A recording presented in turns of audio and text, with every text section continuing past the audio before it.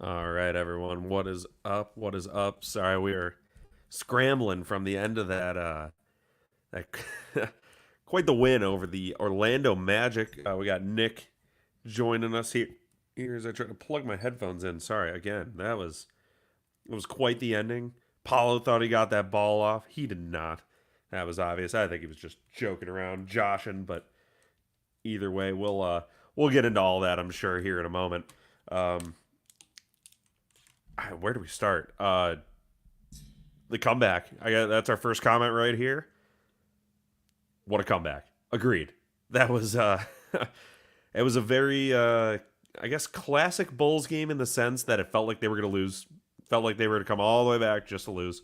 I know Adam Amin was saying that. Adam Amin and Stacey King, Sisyphus, The Rock rolling up the hill. But they pulled it off. They I, Nick's got the stat. He'll be in here in a second, like I said. But I think they said it was the first team since 2001 to pull off two straight 20-point comebacks or something like that. I don't remember the exact stat. Like I said, need my numbers man Nick in here.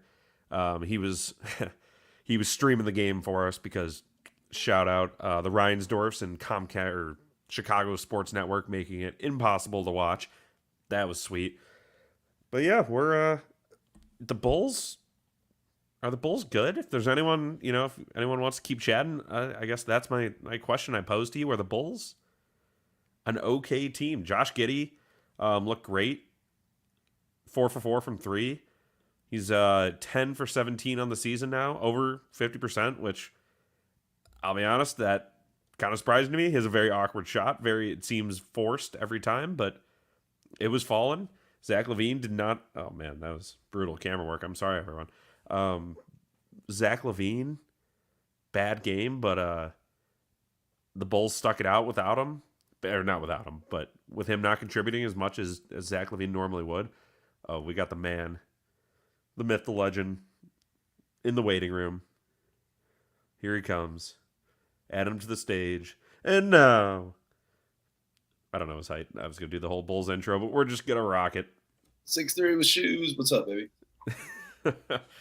So I was doing a little recap. We already got a nice comment here. What a comeback! So I loosely talked about the comeback. What was the? Do you remember the stat that they said about So yeah, since 2001, this this Bulls team, this Bulls team is the first team in since so for 23 years to overcome two 20-point deficits in a row to win.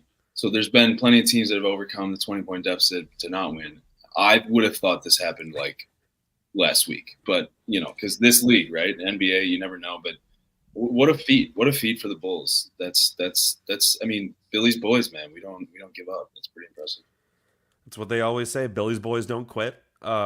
We all know that about these Bulls. Oh, I don't even have my little light on. I'm sorry, man. I'm a little out of sorts here. That it was just such a shocking game for this iteration of the Bulls, and I guess maybe what we're used to. I guess DeMar has always kind of held us tightly, kind of rocked us to sleep with a nice W in a close game like this. But it For was sure. just nice to see them stick it out, do all that work coming all the way back. Nick, I know you got stats about how many players they were throwing out there because it was such a such an early deficit.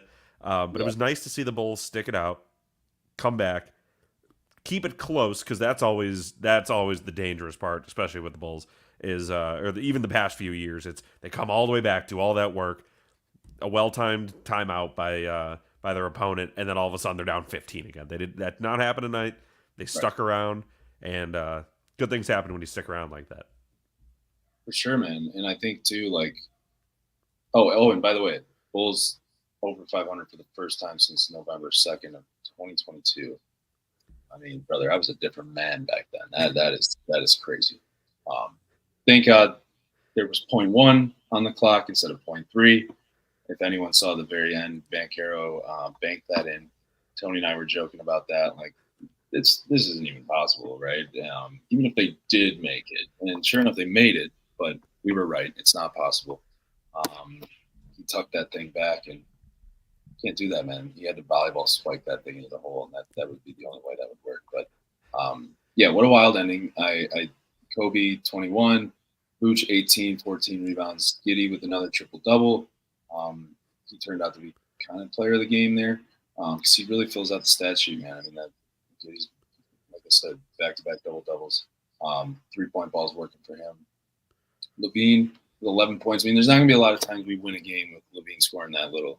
And Vooch didn't even hit 20. So, I mean, that tells you we spread it out. Bench mob helped us a bit. I think it helped that we played 10 guys within the first, 10 minutes of the game because we thought we were just facing a giant L.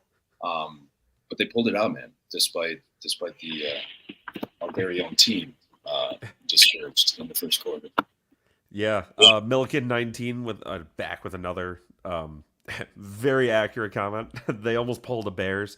Yeah. They did. It was probably just as improbable, whichever version of that I should be using there. It was probably just as that as the Bears loss, and thankfully we were on the right side of history for game 5 of the NBA season, whatever it is, 6, 5.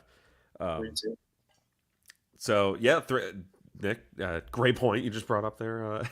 Accidentally, just mostly corrected me. 3-2. I mean, I know it's just 3-2. It's just 5 games in. It's honest. Some people say, I do not say this. Some people would say it's not even basketball season yet. That doesn't start till Christmas. I don't believe in that. It's basketball season, baby. 3-2 is a nice spot. 3-2 is a nice spot. We could be the Bucks. I mean, I think they're 2-3, but man, they look terrible. They look awful. And obviously Dame and Giannis are showing out and stuff, but there's no fun on that team. There's no chemistry. And Josh Giddey might be fun. Josh Giddey might be on the court fun, and this team might actually like him. I think he earned some fans in that locker room tonight, and probably in the arena too. I think he's slowly. I think Justin and I commented on it on a stream before this, but him and Lavine, missed on a high five or something, and just and then tonight, like you saw, Coby was begging Giddey to intentionally miss the free throw that would have put them up by 3 instead of 2. But to Coby's point, there was only 0.1 on the clock. So if he would have missed intentionally, they would have gotten the ball with 90 feet to go, and the buzzer would have went off immediately. So Banchero wouldn't even have gotten that chance. But again, why Giddey was probably fine to make that free throw was because 0.1 is physically impossible to make a 3 on. So just these little moments. Coby looked like he was kind of upset with him, and these little things that you don't always pick up on, but you don't realize until a new guy joins the squad, right? And he comes with a little bit of baggage off the court, but we're talking about on the court, Giddey. So he was probably he had his back against the wall there, and then you lose a guy like Caruso, where there's probably just some resentment in general to be like, dang, that sucks. I mean, no one's going to kind of replace his personality or whatever. But yeah, man, we beat some decent teams so far. No one that really sticks out to me other than the Bucks. Maybe the Bucks are just a bad team. So 3-2 for the Bulls. Obviously, if you watch the game, going 0 for 24 from the field, both teams, by the way. Until Io saved us at the 5-minute mark of the fourth quarter. That was wild. That was wild. You don't see that in the NBA much, right? Like people missing that many shots in a row. So weird to see there, Tony. But Patrick Williams kind of almost blew it on that inbounds. I mean, there was a few things we got lucky on, but that tis the game, tis sports. A win's a win. They earned it. Yeah, so you're absolutely right about Io breaking the deadlock, the rock fight that was the start of that fourth quarter. An interesting couple points of the game. So let's see, what would it be? About 2 minutes left in the first 2.5 minutes left, we'll call it, left in the first quarter. Bulls were down 33-14. They made a little run to keep it close. I mean, I think they made up, what was it? 8 points or something like that, but they held, yeah, okay. All right. I got this now. So they held the Magic scoreless for 4 minutes or 3 minutes, whatever, to end the first quarter. And then they kind of did it again. What is this at? About 7 minutes, 8 minutes left in the second quarter. Held them, I think, to one bucket all the way, yeah, down to the 4 minute mark. And that's where they made up kind of like, I think it looks like about 10 points, 10, 11 points. I'm going off the ESPN little game flow thing. So bear with me, kind of hard to use. But that was where you clearly see the lines kind of start to get come together and everything gets a little bit closer. Those were those little mini runs that, basketball's a game of runs. We know that. That's just that little bit of energy you need. Kind of make sure you're never fully out of it. Yeah. Another great point here by Miguel Vasquez Serrano. Just Bulls, baby. Or Bulls, singular, I guess. But I love it. That's what we're talking about. That's the passion that we need behind this team right now. 3-2. The comeback started earlier than we would have thought. Obviously, the big switch, as we can call it, halfway through the third quarter, Josh Giddey hit a three. Coby White assisted on it. That was the first lead of the game. Outside of, I think technically they might have led or been tied right at the start of the game, but that was the big switch, and that was when it was like, okay, game on. It was right at the end of a little Bulls run too. Orlando took a timeout.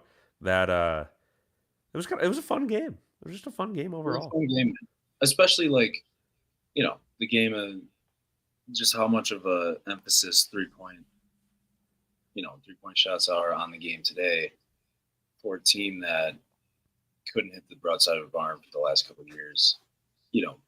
This is, we played like trash in the first and fourth quarters basically of the season. And then as these spurts of just draining threes have gotten us back in the game with a little help from Orlando missing all of theirs, of course. But again, 3-2, not what I would have expected. We got to be reasonable. This is fun. I'm having a good time. But again, we've played against kind of the bottom half of the NBA, right? At least as it stands right now.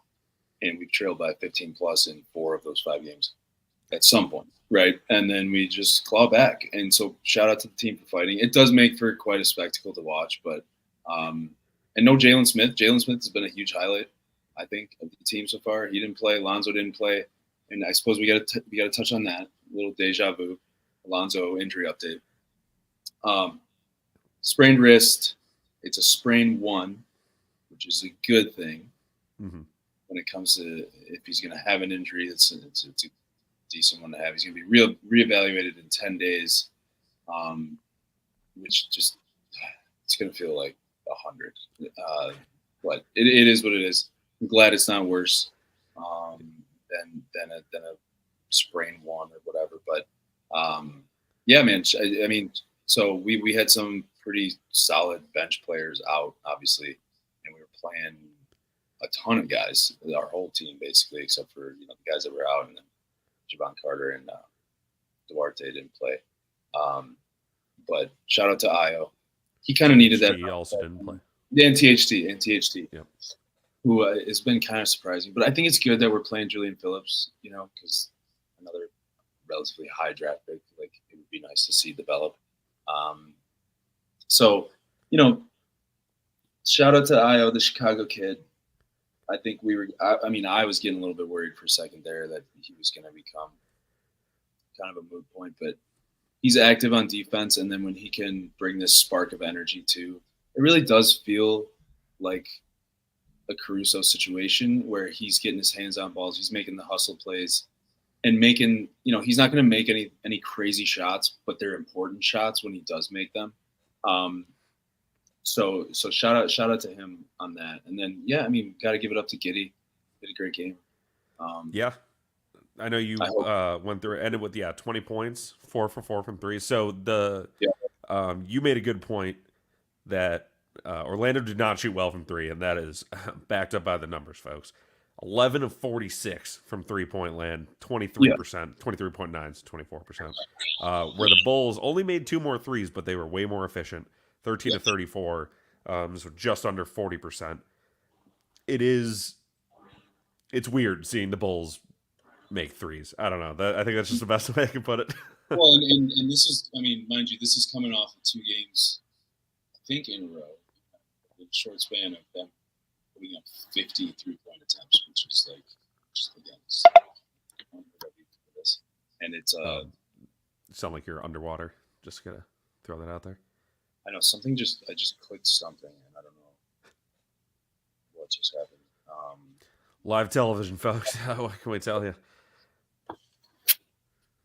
Well, Nick figures that out. I'm gonna make fun of Paulo Banchero. Not really make fun of, but he had 22 points. I think it was early in the third. It was right around halftime. I think he had one bucket when I had looked. So I think in the third quarter. So he had about 20 points at halftime. Ended with 31. Patrick Williams clamping him up, at least on one possession I saw specifically that he poked the ball out. So does Banchero shrivel up when the lights are shining brightest? Except for that shot, obviously, that he made, but it didn't count. Is this any better, or am I still? Yeah, I think you're better now. Okay. Yeah, Banchero scared me. He just scored. Was that last night? He scored 50 points, and then I believe so. So it's tough to come out with it. But listen, man, he's in my eyes potential MVP candidate in the next couple of years, and not necessarily this year. But, you're back underwater. It was Monday, so last game technically 2 days ago. So my bad on that for just immediately agreeing without thinking at all. But we held him in check in the second half, which was just in general. Everyone was way more active. Everyone on defense and on offense, but definitely on defense. It was nice to see Nick kind of hit on it with the Caruso thing. Obviously, I think we still miss Caruso, not just the hustle, but also just the smarts, just knowing how to play ball, knowing all the right things to do.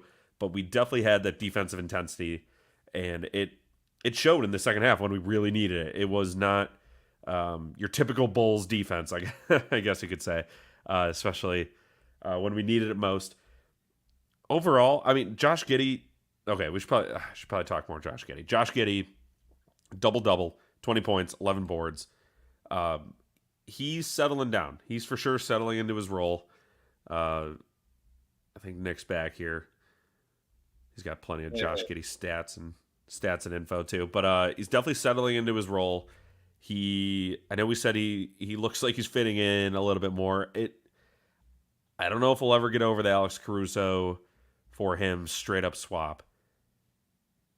But I think he has a spot on this team. I really think he does.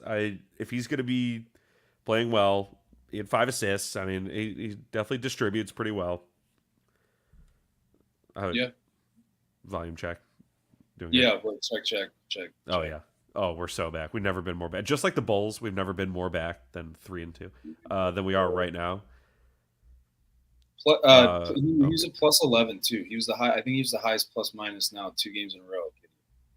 Which, I'm not gonna lie, after the first game, I didn't think that's going to be what I was saying right now, because he just looked really sloppy in the first game. I think it was every drive, it felt like he was just like trying to jump stop and the ball would just fly over his head. So yeah, definitely need to give him his flowers. Definitely, I would say player of the game here for sure.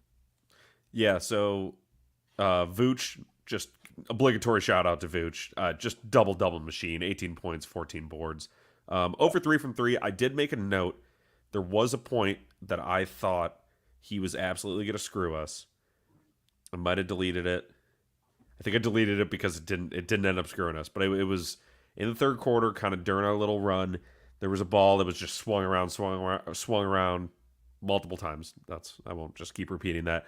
Kicked out to Vooch, just handed his face, hoisted a 3, clanked it off the back rim, and it was late in the shot clock. It was a ball that needed to be put up, but it was definitely one of those shots we've seen 1,000 times where it's like we're on a little run, we got a little lead, got a little momentum, and then just a Vooch brick thrown off the backboard, and that scared me a little, but we overcame it, which might mean this team's different. But again, Vooch, he played well. I don't want to get down on him too much. He did his job. Yeah, I love his intensity, man. Like he if a call doesn't go his way, man, there's not a lot of. He's got a scary. He's got a scare. His eyes like glaze over, and he gets intense. And to be honest, there's not a ton of that intensity on our team. I feel like we're kind of a vibes team. Um, Zach Lavine, usually kind of a loose guy, cool guy Lavine. So I like having a fiery European on my team. I don't know about you. No, I totally agree. I was actually going to throw a question in the chat if there's anyone still in the chat, anyone wanting to throw anything in. Who I would love to hear who everyone else thinks was player of the game, because it was. I mean, Giddey feels like an easy answer and probably the right answer, but Coby had a heck of a game. He had the classic hustle plays, the stuff he learned from Caruso, probably not DeMar, I'd say. So it was definitely from Caruso. Um, I Vooch would be like the true like stat head, knowing that he was cleaning up the glass, doing all the stuff that Vooch normally does down low, actually staying down low, only attempting 3 threes, missing all of them, but kind of knowing his role. So I don't know. If there's anyone in here, feel free to throw that in the chat. We'll discuss, tell you whether you're right or wrong. We'll probably just tell you you're right. Yeah, throw something in the chat for the boys, or else we'll wrap it up here shortly. But I just want to add to my Vooch intensity points just real quick. He ended up apologizing, but he did just curse out the poor mopping team because he like slipped on the floor and just immediately was like, "It's your fault." Like, he did apologize eventually. It led to a foul, so he was frustrated. But to take it out on the mopping folks is funny, but also kind of a dick move. And I kind of want at least one player on my team like that. Just got that ultimate dog in him of I'm gonna win by any means. Whereas like as good as Zach Lavine is, it kind of feels like that's just something he would never do. I mean, he would yell at a ref for sure for something that was clearly his fault. But I don't. Zach doesn't see red very often. I think Vooch sees red at least 3 times a game, and I kind of like it. Definitely, it is. So Giannis did that kind of with was it Giannis or was it Joel Embiid? With there was the ladder guys. They were trying to fix a net in like a playoff game or something, and he was trying to take his little shots, whatever, and he was like, get the heck out of here, just yelling at the guys, and that was disgusting. This is totally different. I agree. You gotta watch for the big man when you're mopping the floor, because it's one thing to get in the way of a guy warming up. It's another thing, you're potentially making him take a spill, and I like that Vooch takes it seriously enough. He treats everyone the same. He's gonna scream at you and what I don't know if he prefers English or what language he screams in when he's upset, but yeah, I love it. I like the intensity. I totally agree with you. yeah, it's great. I'm a big fan. Shout out to Torrey Craig getting in for the first time this season. Mm-hmm. We ended up playing 11 players with him taking Matas's place. And that's a story for another day, maybe Matas. And I mean, it's early, and he's not being used a ton. But I think we were all hoping he was going to show a little bit of a spark, just given all the hype in the preseason. And pretty much that he's one of the best draft picks, So. Yeah, I was going to bring up. I mean, he had I guess he technically had a stat. He was 0 for 1. He had nothing else, no boards, no assists, no steals, no blocks, no turnovers, -1 in 4 minutes. That's I don't know. Maybe they're easing him in. I don't know. I don't know what the thought process is. Maybe he sucks. I don't know. Maybe he's terrible in practice, and we just have no idea. Hopefully, it's just they're easing him in, and I'm fine with that. We did see, actually, it's something we do have to talk about. We did see. I always nail this guy's name. Sonogo. I think it's Sonogo, right? Sonogo? Yeah. Sonogo, yep. yeah. 9 minutes, almost 10. 2 for 4 with an offensive rebound specifically, an assist, and a foul. -6, but that's okay. He's a presence, man. He's a large man, and I think he can be I think he can be a disruptor too. I mean, obviously he's got to catch a groove and stuff, but he got it in the first quarter. Shout out the boy. Yeah. And then my final comment was going to be on. We talked about Julian Phillips, right? No, actually, I think that kind of wraps it all up. Torrey Craig. I was gonna say Torrey Craig. He played less than Matas, and he had 2 boards, a foul, pretty good, and attempted a 3. Like that's coming in, making a quick impact, and just getting the heck out. What was his plus minus here? +2, +2. We would have won if Torrey Craig played every second of this game. Statistically, according to the stats, we would have won this game by 1 point less than we did, but we would have won this game. So shout out Torrey Craig. Shout out some comments. This is cool. We had exactly 1 comment in the last live stream. That was pretty sweet. Didn't come back and comment more. So shout out Milliken, probably. I think I'm saying that right. Milliken 19. Throw him up again. What a comeback. Totally agree. Salute. Hey Miguel. Yep. Shout out. Yep. Potentially the comment of the night from Miguel Vasquez Serrano. Just plain and simple. Man of few words, but just like the Bulls tonight from 3, efficient. That's what it's about, ladies and gentlemen. Unless we get any comments here in the next, I'd say like 30-ish seconds, and I'm sure Nick will too, I'm going to go watch the end of this World Series game. Yeah. I guess while we wait, see if anybody wants to throw anything else in the chat. I see there's 3 of you out there, potentially. Could just be my mom, dad, and brother. Who knows? Unless anyone proves me otherwise. Who do the Bulls play? Nets Friday.